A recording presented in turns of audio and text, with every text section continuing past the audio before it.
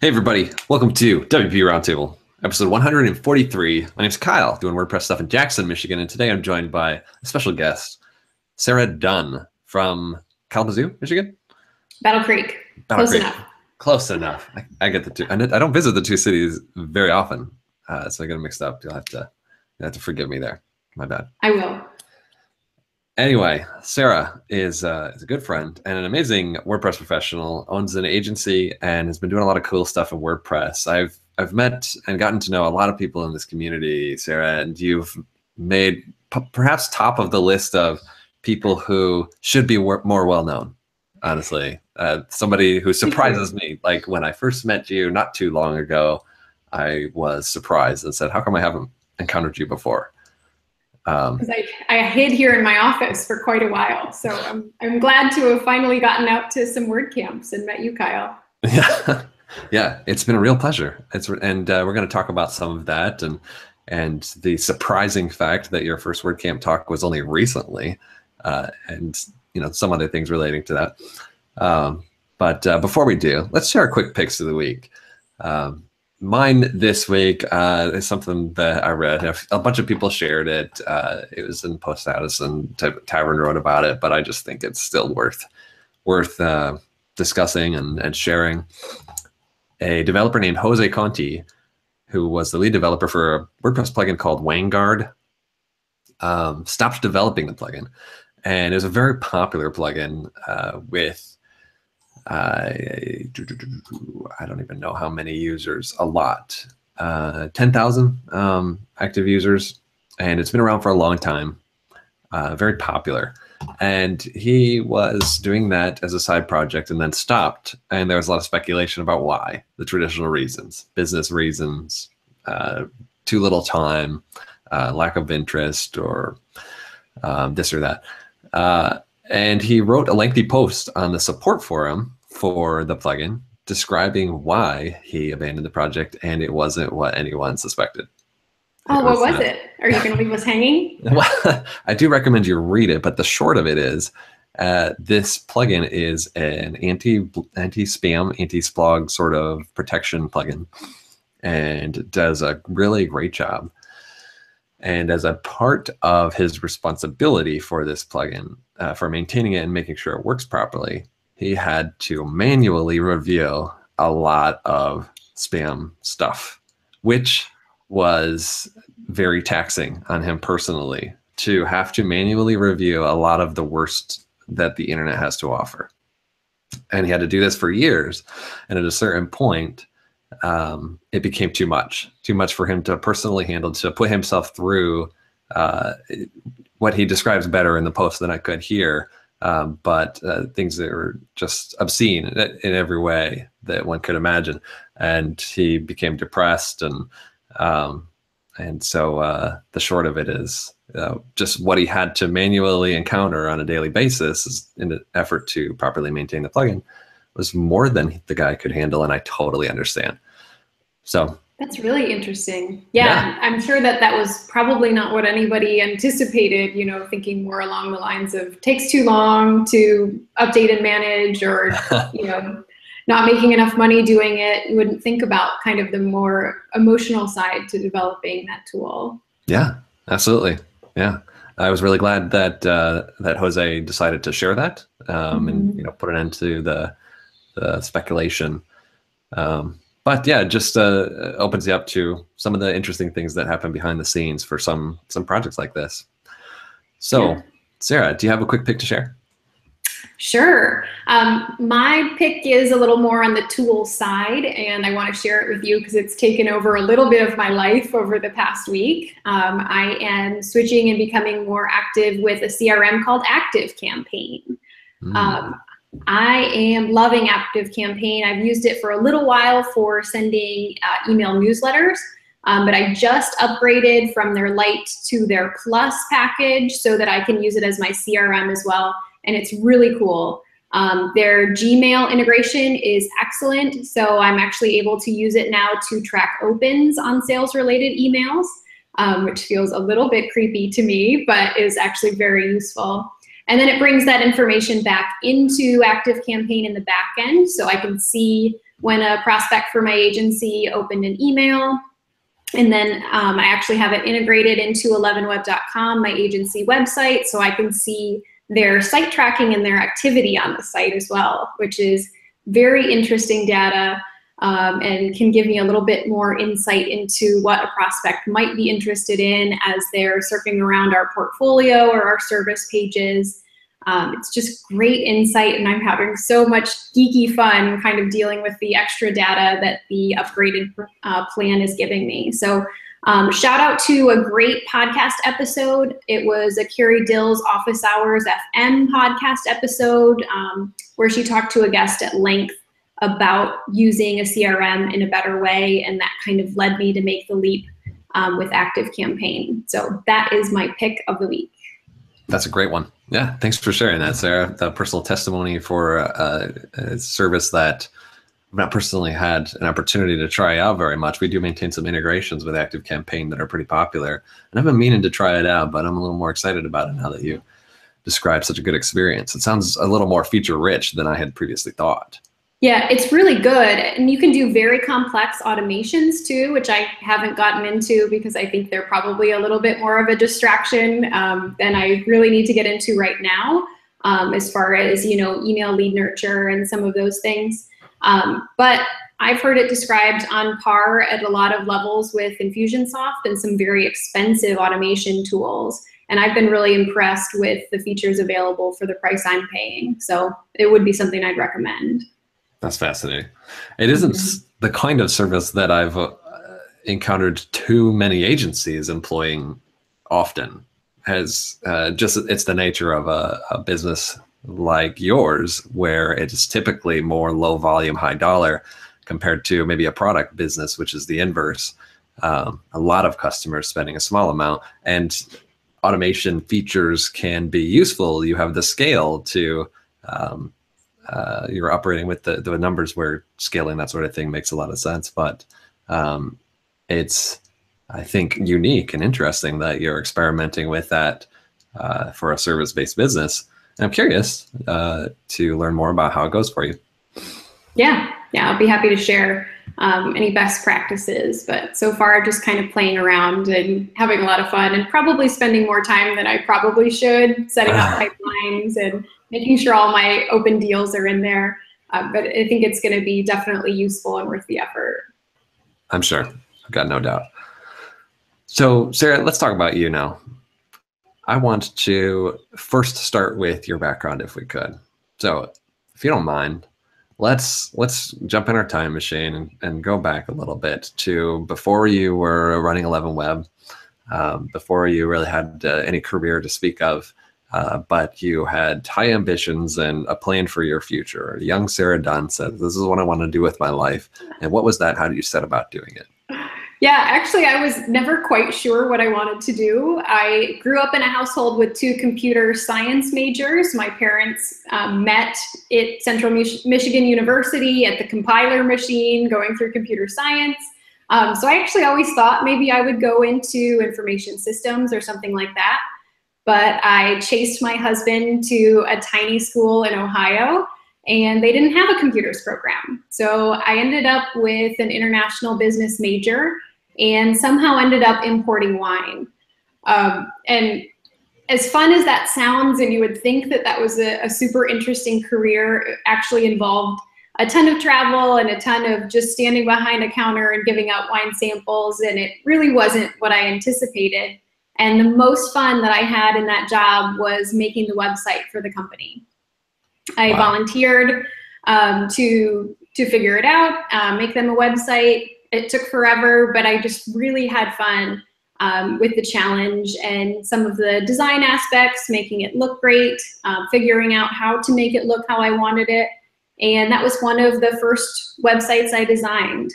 I had learned a little bit of HTML and played around a little bit in school.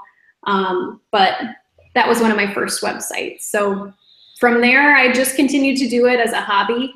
Anybody who wanted a site, I would figure it out for them. And eventually I realized that people would be willing to pay me to do it. And I thought it was amazing when I made $500 making a website. And it got to a point where I was busy enough that I actually could make a decision on whether I wanted to do it full time. And I did about 6 years ago. Fascinating. Yeah, that's super cool. So 6 years ago, you founded 11 Web. Was it the same brand? Yes. Yep. Always has been. Super cool. Super cool. So you went to college in Ohio. What impact did your education have on your career, do you think? That's a good question. Certainly, I did a general business curriculum, so I learned some things like accounting and basic business, sales, marketing. And that really has been very important to running a business. You know, it's not just all sitting behind your computer all the time, which I thought it would be when I started the agency. You know, I'll just make websites for people and it'll be great. Well, then I realized, you know, you really got to track all your income and use some accounting skills in your bookkeeping. Certainly take some sales skills to have people trust you enough to trust you with their marketing and projects like this. So I'm really glad I went through the general business curriculum in college. I wish I would have maybe done a little bit more coding or programming or something more technical or design. I'm really not trained in any of the more technical aspects of what we do. But thankfully, I've been able to add some people onto my team that are more trained and better at those things than I am. So at this point, actually, I mostly lead sales and strategy and have a great team of people that help me complete the work. That's super cool. Yeah, I definitely not a too dissimilar experience, and I always thought that while it was never something that I anticipated or planned for, I studied business in college and probably never would have been comfortable starting my own business had I not studied it that way, though it wasn't the plan at all. So I did end up starting my own agency like you did. And I think that having studied business in college was what, you know, made me feel like I could do this. I understood enough of the full scope, I guess, and naively. I was pretty young at the time. So tell me a little bit more about 11 Web as it exists now, the team, the services, full scope. Yeah, so the organization is 4 of us. So I lead all strategy on all projects. I'm continuing to try to improve that, adding in some additional SEO services and some copywriting, which are actual tasks that I do complete myself. But on an average project, the design is led by my designer, Kristen. She works from Colorado. We have a happiness specialist named Nancy. She really can do almost anything. She's fantastic. Basic coding, ongoing customer support, fixes. She's great. I couldn't probably get anything done without Nancy taking care of a lot of the behind the scenes. And then we also have a virtual assistant named Devin who handles a lot of social posting and some repetitive tasks that we find super helpful. So that's the team, and we're all completely remote, which is just so important to me. I love to travel, and I also really believe in helping to find opportunities for people in non-traditional situations. So Kristen, for example, our designer, she stays home all day with her 2 young daughters, and she works during nap time, at nights, whenever it works for her. And so she both gets to be creative and use her skills and have a family focus, which is really important to her. And Nancy is a retired computer programmer with the government. So I'm able to give her work 10 to 15 hours a week, and it's very flexible hours and can be done from wherever she is. So for various reasons, we all love this remote type of work arrangement, and I love that we're able to do that and serve clients really well. No matter where they are too. We have a lot of clients at this point that I've never met in person, and we do a ton of video calls, phone calls, email, and that works really well for a lot of clients. So I'm grateful for the internet to give these options to us so that we can work in this way, because I just can't imagine doing this a decade ago. Awesome. There's a lot that I want to talk about with regards to the services that you offer.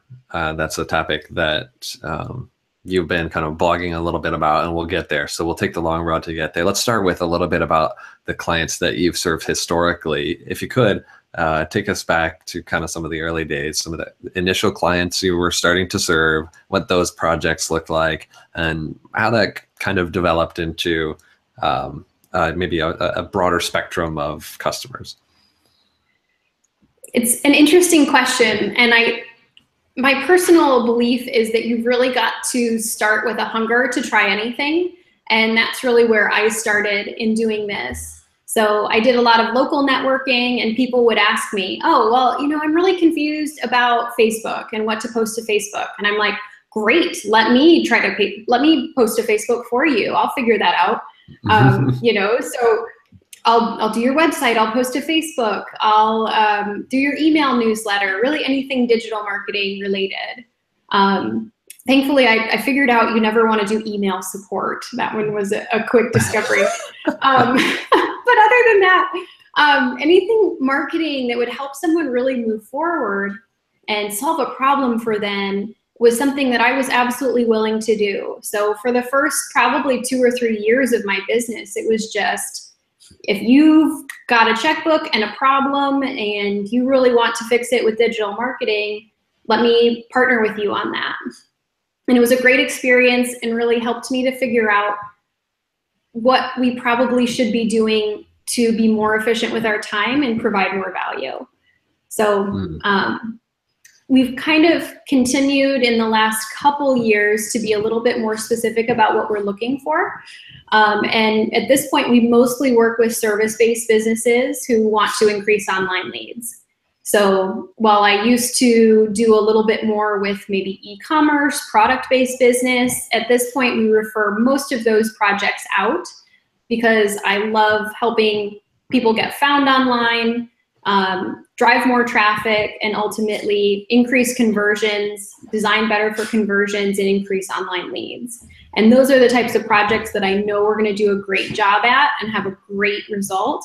And so generally, I turn down other types of work at this point.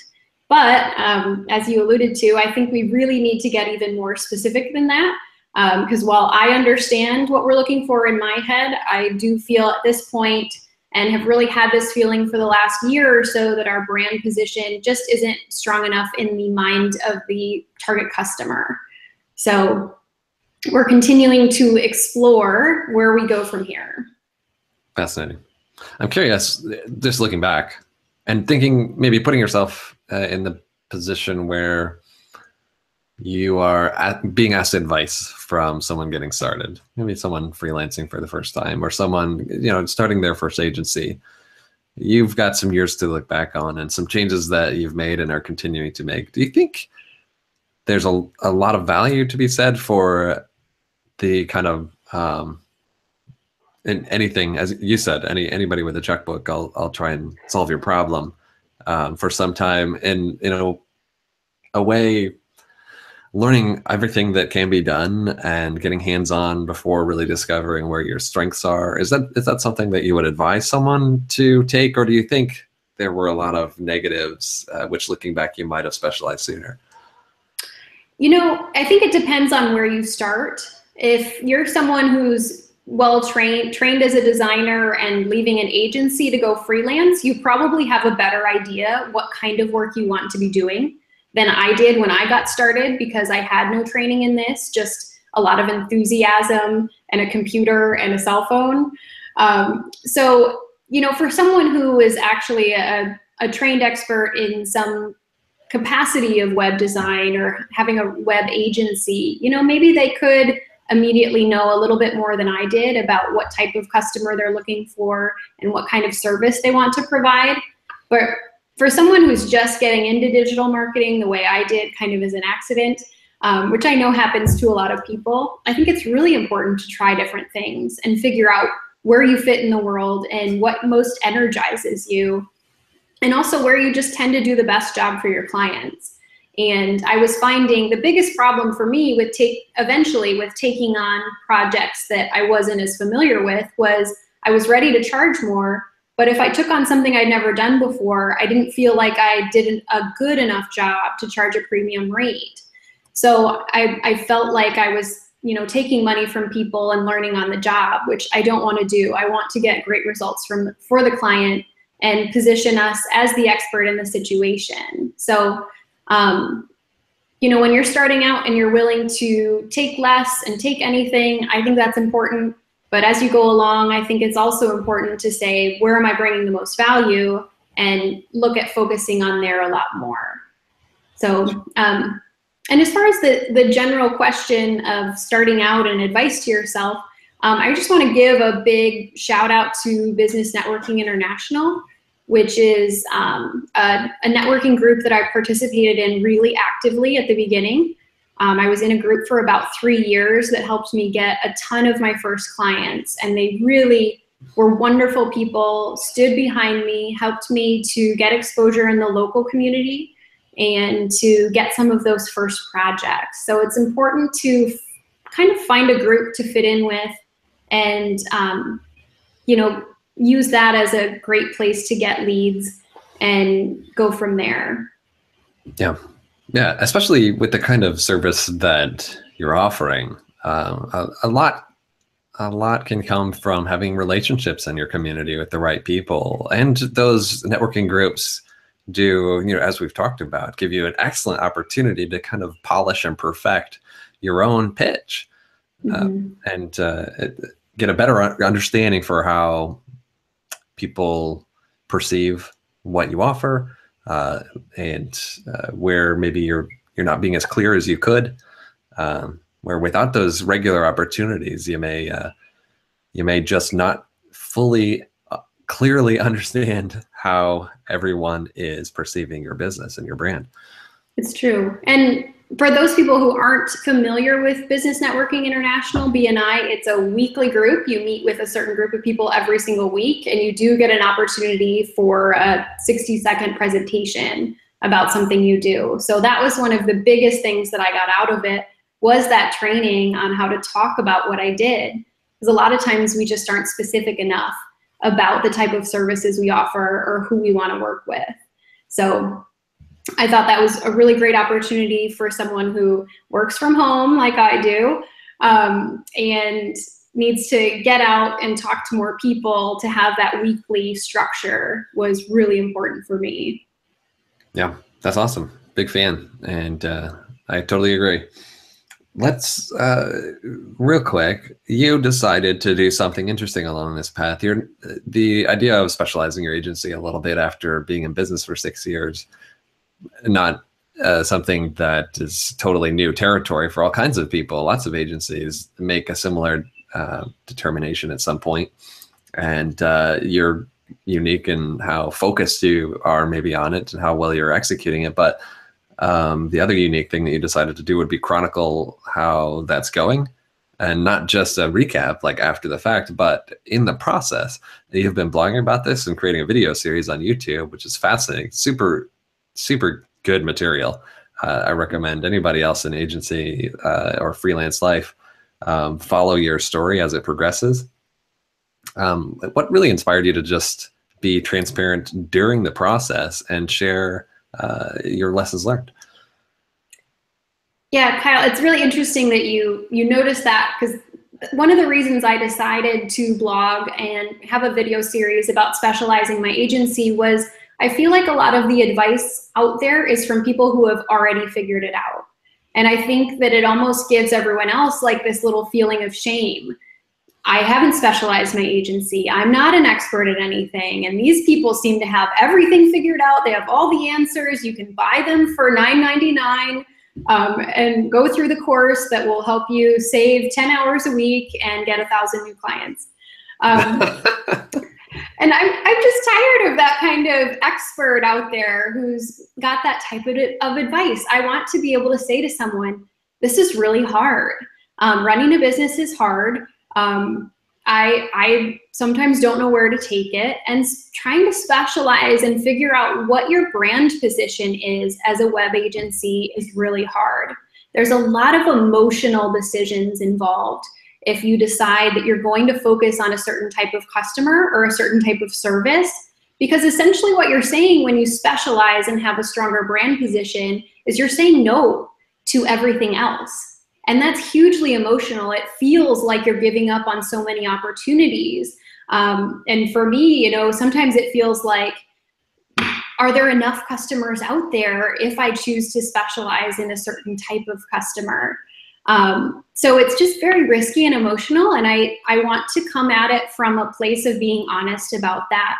And that's why for about 8 weeks now, I've been blogging every week and putting up a video just about the journey of specializing my agency, the decisions I'm making. It hasn't been a quick process. I actually realized that I've been exploring this and asking questions on other podcasts and just researching for over a year, trying to figure out where to take this.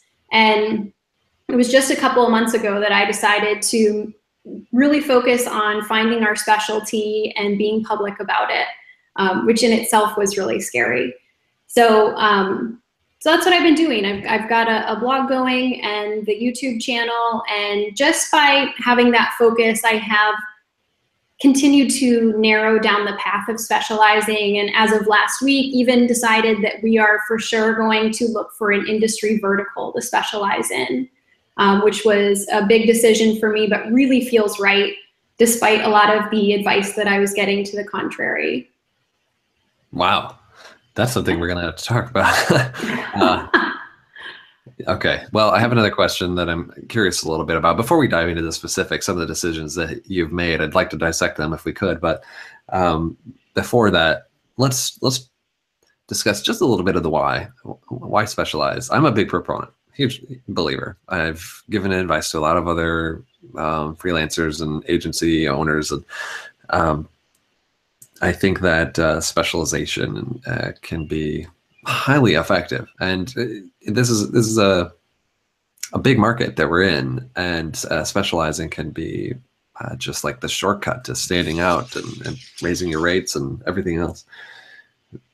In your experience, looking back, what would you consider to be the maybe the pain that you experienced, which motivates you further to specialize? Like, what are some of the consequences of being a generalist?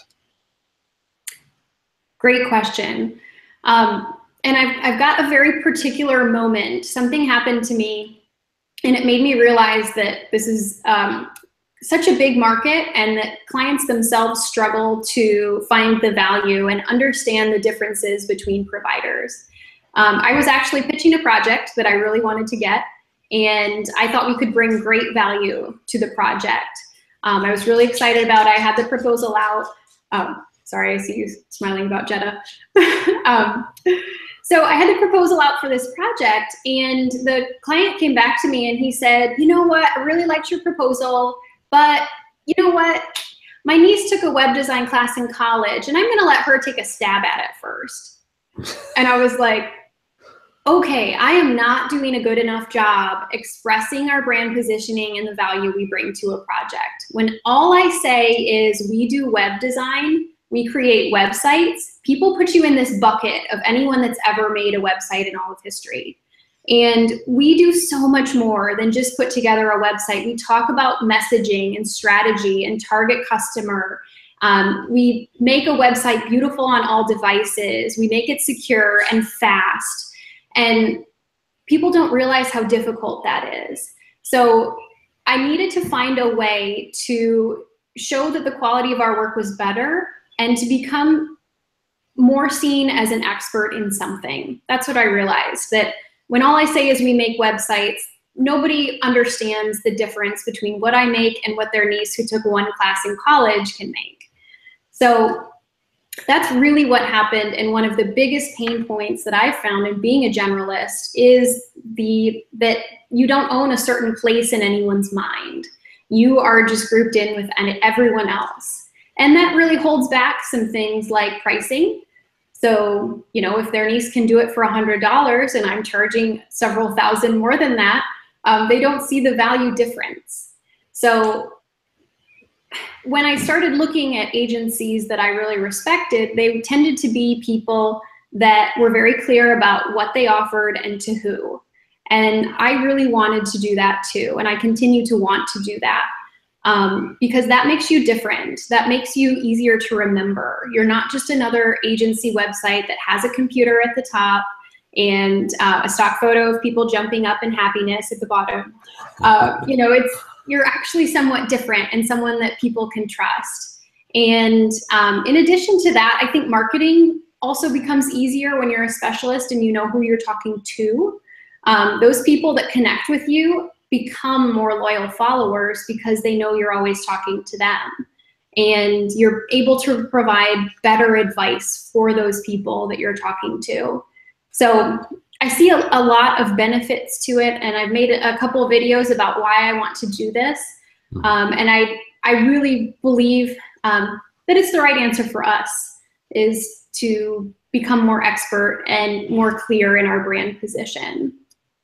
So a lot of what you talked about there is relating to the sales process, marketing, pricing, convincing a client that you're worth whatever price you put in front of them. Is there anything that comes to mind from an operational perspective which suffers as a result of having a very general offering, or basically saying, yes, I'll do that to anything a client asks for? Of course, I feel like this is a little bit of a leading question too. But definitely, we certainly have a repeatable website process. That's one of the reasons I've chosen to offload a lot of things that I used to say yes to. For example, we don't do a lot of social media management anymore. We're really focusing on our core of website design. We do have a fairly repeatable process for that, but the more and more you specialize, the more I believe that you're able to bring value in less time. Maybe it's because you already understand your offering, you understand a specific technology you're offering, or in my case, my hope is we better understand the target client. So we're going to be able to be more efficient, more effective when we are doing more repeatable and similar type work. Sure. I definitely observed a lot of issues when it came to the quality of the work that we were producing earlier on, when we would say yes to anything, things we didn't understand or had little or no experience in, or were just quite a divergence from our core strength. And I think the evidence is that was every time we went to redevelop our website and try and put together client testimonials or our portfolio, and there was so much work that I wasn't, on reflection, wasn't very proud of. And maybe the client was satisfied, maybe they paid us and everything was good, but I didn't think it was any praiseworthy work. And that really motivated me to narrow our focus a little bit so that we could more consistently deliver things that raised the bar, that looked impressive and cutting edge, and things like that. And I believe you've had similar experiences. Yeah, definitely. It's one of the reasons we don't take on product-based businesses anymore, or e-commerce. Somebody said to me once, hey, do you know anything about Shopify? We really need help with Shopify. And I was like, no, but let me figure it out. And certainly they would have gotten better work in less time from a Shopify expert. And I didn't charge them for all the time that I spent learning about Shopify. But I also realized what a waste of time that was, of my own time, because I didn't really have a desire to do a lot with Shopify in the future. So time is limited. And when you decide what you're going to focus on, you can spend more time learning about the right things, which I've found out recently doing more continuing education. Knowing what we're working on now, even though it's not as narrow yet as I want it to be, I know I'm learning the right things and working on the right type of ongoing education. I really want to encourage anybody watching this to go and check out your video series and follow your whole process that you've been going through, and just documenting the challenges that you're facing, the ideas that you're coming up with, and what you're going to try next. And that whole process is super fascinating. And I don't want to spoil any of that, if you will, but I was hoping that you could bring us up to speed a little bit. You alluded to the fact that you're coming closer to really choosing your focus, maybe share with us some of the key points which helped you come to this particular conclusion, especially noting that you said you had advice to the contrary. What really cemented this for you as it's the right path? And just tell us as much as you can about it without too much spoiling the story, which I think everyone else should tune into. Yeah, well, I want everybody to be able to have some big takeaways. And so a couple things that have happened since I've decided to specialize is I've really found that when people care about you, they really want to reduce risk for you. So at the beginning of this journey of trying to figure out where we wanted to go, I was asking everybody and their brother for advice. What should I do? Do you think specializing is a good idea? What kind of specialty should I take on? And I was getting so much different advice from every direction. And I don't want to say that there were a lot of people that said, don't specialize, you should be a generalist, it's fantastic. Because I think most people who are experienced in business can see the downfalls of being very generic and forgettable. But the advice that I tended to get was very safe advice. Like, Sarah, do you really need to just focus on one industry? Why don't you just think about your dream customer profile and write copy on your website that will appeal to that person? I got that a lot. I appreciate that. But I think that doing that doesn't necessarily accomplish the goals that I have. Another piece of advice was, well, just find something about your favorite past clients that tied them all together. What was it that was similar about them? That also can work really well for people. But again, that doesn't solve the problems I'm having. The problems I'm having are that people aren't identifying us as their solution, their desired person to work with, because we're so specific to their situation. And I think that even if you have a dream customer profile or a certain type of client you like to work with, it's really important that the client themselves self-identifies as that type of client you're looking for. So even if I said, hey, I really like working with a marketing director at a medium-sized business, I can't write that on the website and go, we work with marketing directors at medium-sized businesses. Those people don't all share the same challenges. So my most recent video is about why I have decided to pursue an industry vertical, even though that is not the advice that anybody else gave me. Other than an author and specializing coach called Philip Morgan. And I don't know Philip personally, but I have read his book and follow a lot of his material. And I really believe in what he talks about as far as brand positioning for software companies. Software development agencies of various types. And what he talks about is that you need a strong brand position in the mind of the customer. And he tends to help people to specialize in working with a certain type of business, solving a very specific problem. So I really believe in that too. And there's a few reasons, but mostly that I really want to see the world in the eyes of my target customer. And that's so much easier when it's one particular industry. And something I talk about in my recent blog post is pretending my industry was dentists. So when I talk about an industry vertical, I'm talking about a certain type of business. And working with dozens of clients that have the same type of business. Examples being construction companies or chiropractors or law firms or dentists. I've already disqualified dentists as an oversaturated market, but it's a good example to think of when you think of an industry vertical. And when I say I want to see the world through the customer's lens, if I only worked with dentists, I bet I would know when National Cavity Day was, and I could advise all my clients on how they could market during National Cavity Day. I could keep an eye on current trends. So when Google Posts came out, I could tell dentists 10 ways they could use Google Posts. And if you put yourself in the dentist's shoes, I bet that's a lot more interesting to you than a general post about what Google Posts are. If someone's hand-feeding you advice on how to use a certain technology, I bet that's something that's going to interest you. So that's really what I'm betting on in a big way right now, that I can find an industry vertical that needs additional help with digital marketing. There are a lot already that are quite saturated out there, but I think there's still a lot of opportunity. Unfortunately, I haven't exactly fallen into a certain niche. And as much as I wish I had just found myself naturally working with a lot of businesses in the same industry, that just hasn't happened in my business. We've worked with everybody from concrete companies to accounting firms and everything in between. So I don't have niche expertise. So in a difficult way, I'm going to kind of have to declare what our specialty is, I think, and market to those people and go from there.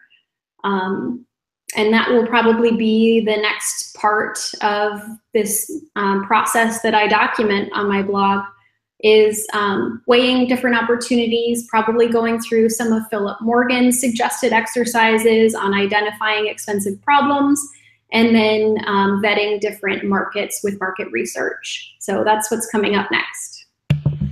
That sounds like some great content. Pretty excited to tune into it.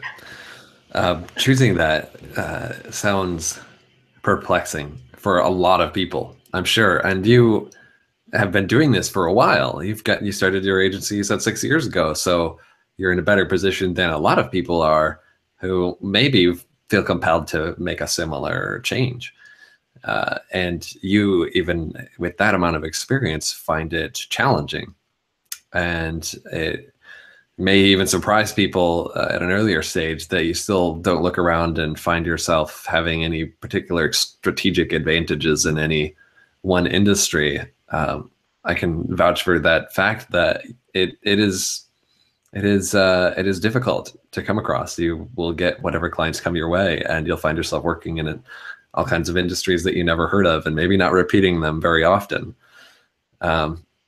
So you've decided that an industry vertical is likely your choice for focusing. Will be the choice for 11 Web.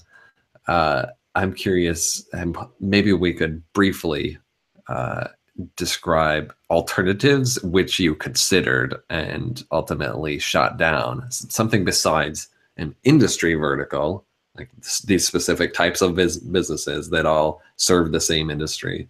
What were alternatives to that approach that you thought might count as this specialization? Well, other things that people often considered is more of a horizontal specialty in a certain service. So, they might be local SEO experts or UX design, something like that, where you can actually specialize in a very specific service as opposed to a certain type of client. I know that works very well for some people. I know that's not right for us. I really want to understand a specific type of client in a deep way. And that's why I shift towards industry vertical. Another option that I actually did consider is what I just mentioned, potentially just defining an ideal customer profile and trying to market in a way that appealed to them while still offering a variety of digital marketing services. But I think that that's kind of watery and not really compelling to the customer themselves.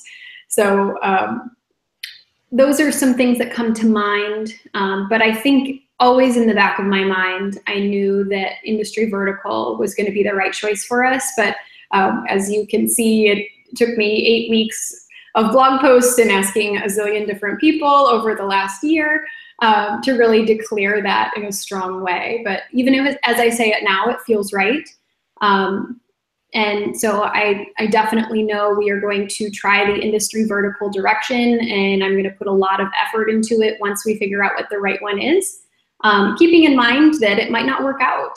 I actually went on a very short jaunt that I haven't talked about into a specialty already that was both service and customer focused. I did Facebook ads for chiropractors. And for a variety of reasons, even though I continue to get leads from the microsite that I made for that, I discovered that that wasn't probably the right direction for us to take this whole business. and that is something I do plan to talk about in the future. But my point with that is I know industry vertical is right. I don't know if I'll choose the right one from the get-go, but I'm willing to pivot and know that any direction we take is a step forward, even if we kind of need to take it a different path after we give it a try. Awesome. Well, I encourage everybody to tune into that. And before we segue or anything with our remaining time, let's share where someone can tune in if they're interested. Yeah, the best way to find out about new videos is on my YouTube channel. It's linked at sara-dunn.com, and each video has an accompanying blog post. So if you'd rather read than watch video, both options for you. I sometimes find that I think things out better when I write them first, and then I can make the video, and sometimes I go in the other direction. So sara-dunn.com is where you'll find all of my topics on specializing. And you can also feel free to follow on Twitter, where I post a little update every time something new is posted. Right on. So the other day, I guess I should say a few months ago now, you gave your first WordCamp talk. And that was great. It was so fun. It was super cool over here at WordCamp Jackson. And it went really well, very well received. And as I mentioned before, I was surprised that it was your first. And I think no one in the audience would have suspected as much that that was the case. What first, what inspired you to try and do a presentation at one of these gatherings? And then secondly, what are some of the lessons that you learned from it? So first of all, WordCamp Jackson was amazing. And to be honest, it was actually only the second WordCamp I ever attended. I had only been to WordCamp Ann Arbor previous to that last year in October. And I just loved it. I had never gone to a WordCamp before, running an agency for 5 years, hiding here in my home office and going to my local networking events. I didn't realize there was a whole community around WordPress that I had never entered. And so WordCamp Ann Arbor was just an amazing experience. And I just decided to kind of put myself out there for Jackson. And thankfully, it always felt like a very safe environment. I knew Jackson would probably be a small camp. And someone actually reached out to me and said they were looking for local speakers. And if I was at all interested, I should apply. And a huge thank you again to you, Kyle. And I know you weren't looking for this, but thank you for the guidance you provided as far as how to apply. That was really, really helpful to me. Just kind of understanding what organizers are looking for and topics that the attendees might find helpful. So I was really glad, again, just an example of how welcoming the WordPress community is to have that help in applying. And then when it came around to WordCamp Jackson, everyone was very encouraging about the presentation and just the material presented. And I had such a good time. It was something that I would definitely like to do again. Well, that's super, super cool. And of anything else, that's what I'm most glad to hear. Regarding your session, give us, for anybody maybe who wasn't privileged enough to see it, what did you talk about? And share with us, I've given lots of presentations and you have as well before. What were some of the thoughts that you had maybe after the session? Was there anything that maybe, if you talked about this topic again, maybe you do differently or prepare differently, just lessons as a speaker? Yeah, so what I talked about was a more general user topic. So good advice that a lot of times more general topics that apply to many levels of users are very useful for WordCamps. So my topic was all about how to get website visitors to take action. So we talked briefly on defining a target audience for the website, talking about the action that you want them to ultimately take, and then how to present that action on the website in a way that makes people very excited to do it, whether that's to buy something, to sign up for an email list, or submit an online lead in some form. I think that a lot of times that's a step that's missed when a lot of websites are designed. What do you ultimately want your visitor to do? So that was a really fun topic to talk about. I kind of geek out about strategy more than anything else as someone who's not classically a designer or developer. So that was great. And as far as lessons after the talk, first of all, test your technology. I don't know what was up with my laptop, but it kind of struggled to present the slideshow properly. And there was a time when I thought I couldn't use my on-screen notes on my laptop screen. So I guess the #1 lesson I learned was to print out your notes in case you can't use your screen as you anticipate. But other than that, I think just making sure that other WordCamp attendees, as someone who gives a presentation, make sure they know you're available for questions after.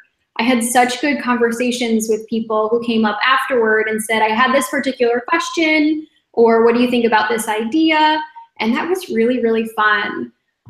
So giving the talk was this great segue to getting in more conversations with different people at the WordCamp.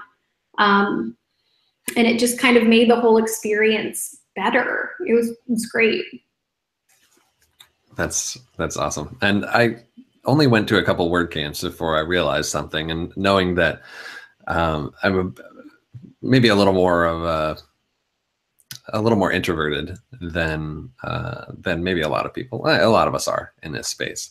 And I wanted to meet a lot of people at these events, but it was hard. It was hard to go and introduce myself to everyone. That was challenging. But I observed very quickly that I could put myself in one of two groups. I could be one of the people standing in line to meet a speaker or introducing myself to others, or I could be the speaker and have people line up to meet me, which is much easier. Oh, lines around the block. That's not what I meant, but still, that's the point I'm making, is that it's a little bit easier if you aren't the type of person who feels comfortable walking up to strangers and asking questions or saying, hi, I'm Kyle and I just want to meet you, that's all. But yeah, speaking is a real treat. And attendees of WordCamp Ann Arbor 2017 should look forward to meeting Sara Dunn there somewhere, maybe even speaking. Maybe. I did get brave and actually applied. So we'll see what happens. And applied for WordCamp Grand Rapids, which I'm very excited to attend or speak at. That's going to be great, coming up in August, I believe. That's right, August 26th. It'll be the 4th ever, I believe, WordCamp Grand Rapids. They took a couple of years off, but I just put in my speaker applications today because they extended the deadline, and shame on me. I waited till the last day. So now anybody who hears me complain about people procrastinating on speaker applications can call me a hypocrite. I deserve it. But I do understand how frustrating it can be to look at your speaker applications and see there's nothing coming in until the last day. But oh well, I'm sorry. No one's going to apply. Yes. It's gonna suck this year. We got nothing. Everybody's gonna have to speak 3 times. And then the avalanche. Yeah, well, at the end. Yeah, that's totally the case, and I'm completely guilty myself. But maybe you'll see me at WordCamp Grand Rapids as well. And here's to Michigan having 3 WordCamps in 2017. We'll see. Maybe we can get more in 2018. I'm pushing for it. I really am. Yeah, be great. Kyle, can I give up a couple of your secrets? As far as a couple things you said to me that were really helpful in applying for WordCamp to talk. First was make sure to type your application in a document and save it somewhere, because a lot of the fields are actually very repetitive. So that was a great suggestion. I had a lot of it already saved when I went to apply for Ann Arbor. I had some fields I had saved from my Jackson application, so that made it a lot easier. And the other suggestion that I don't know why I wouldn't have thought of was go ahead and apply or submit multiple topics, because you don't know what the mix is, what the organizers will need to fill, you know, and what kinds of things they're looking for. So not everything you want to talk about might be what the camp needs. So if you give them a few options, you've got a better chance of talking. Absolutely. Absolutely. Yeah. Those are some pretty good tips. They're good tips. Yeah. Yeah. Well, it's a topic that I love. I love talking about it, and just been to spoken at so many of these that there's a few things I've learned, and I would like to probably talk about it more. Maybe give a talk on the topic if there's even an audience for that. I don't know. I bet there would be. Definitely. Probably.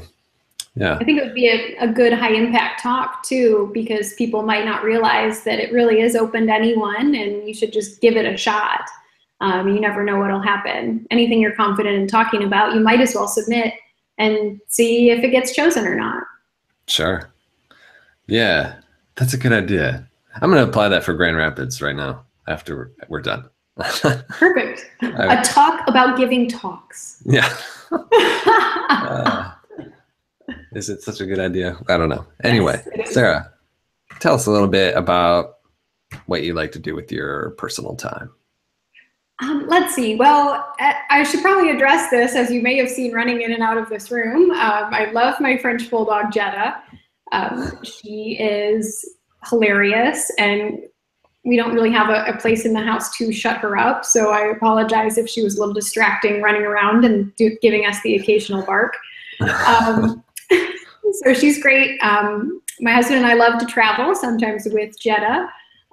So I love traveling with free time, and tend to give myself a little creative outlet on Instagram, where I like to share a lot of photos and have some fun in a creative way that's a little bit different than what I do all day, every day. Great. We're kind of approaching the end of our time here. So tell us a little bit, if you could, about your, and we mentioned a few of them already, but your calendar for the rest of this year. What events and places might someone bump into you at? So I'm definitely going to the Michigan WordCamps. I feel like I'm doing the loop. Already been to Jackson, going to Grand Rapids in August. WordCamp Ann Arbor is in October. And I think I might get brave and go to WordCamp US in December, if I can maybe find a decent place to stay. I haven't traveled to a WordCamp before, so I think that would be a great experience. I'd be curious to hear your thoughts on WordCamp US. Maybe I could submit a question to the Get Options podcast. Oh, geez. Yeah. Well, my short answer is do it. Go. Oh, absolutely. Go. I wouldn't miss it. We'll be there. We've been there every year, and we'll be there every year for the foreseeable future. And it's a total blast. And Michigan is well represented there. You will see a lot of familiar faces, but you will see a lot of faces because it's a pretty darn big event. Yeah, what someone said to me was, you don't go to WordCamp US to meet people, really, because it's so busy and there's so much going on. So it's better to go and just kind of get reacquainted with people you've met elsewhere. Is that your experience too? It's a pretty action-packed weekend. I think you've got the most high caliber, high profile presenters and sessions that will be seen throughout the year. You've got all the big sponsors there just giving away cool stuff and putting together the coolest booths and swag and games and everything else. You will see all the familiar faces, the people that you just know as avatars online. All of those people will be there, and you get to meet a lot of them in person. You will come with a long list of people that you're hoping to hang out with or meet, and you'll get through like 10% of them probably. And there's a lot of parties. Like every single night, there's more than you can attend. And so there's a lot of people who stay out pretty late and have a pretty good time. I have a reputation as going to bed pretty early. But I think I would too. I but do love it's beer, but still I cool. also love an early curfew. So, but I could, I'm sure, find my way to a couple events. I'm sure some of them are actually pretty cool. Pretty cool. Some of these big companies that sponsor these the big WordCamps, like the national one here, put a lot of money into their sponsorship and throwing a nice party for their customers or friends, and some of these parties get pretty cool. But it's something I always leave exhausted afterwards, but totally satisfied. It was well worth it. Okay. Good advice. Thank you. That's the short version. Yeah. All right. So my last question here is, do you have any recommendations for me for future guests on this show? Oh, have you had Tara Clays yet from the Hallway Chats podcast? Tara, no, she's not been a guest of mine yet, but she would be a good guest. And I think that, thank you. Yeah, she would be a great guest to talk about the process of starting a new podcast in the WordPress community. I actually met up with her in Washington, D.C. She was kind enough, we'd never met before, but heard that I was coming to the area for something non-work related. And she said, well, let's hang out and I'll show you around. And I really appreciated that. Tara's a great person. You should definitely have her on. You are totally right. And she will definitely be getting contacted by me in the near future. Absolutely. Great. Thank you.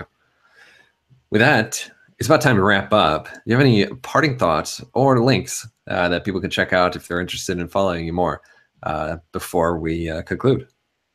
As I mentioned earlier, sara-dunn.com might be most interesting to your audience.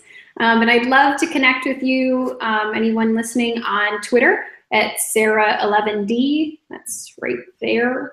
And I'm Sara Dunn 11 on Instagram. So if you love Instagram, we should definitely follow each other there. Awesome. Well, Sara, thanks so much for taking time out of your day to chat with me. I appreciated this conversation. I think there's a lot of good insight here. Anybody who is going through the service-based business and running a digital agency and doing stuff like what you do should pay close attention to the lessons you've been sharing. A lot of good insight. And it's always a pleasure to chat with you. I look forward to bumping into you at some upcoming events here. It's fortunate that we live in close proximity, get to see each other more often than most. So with that, I'll let you get about the rest of your evening. Thanks a lot. And I'll see everybody else at an episode next week. Thank you, Kyle.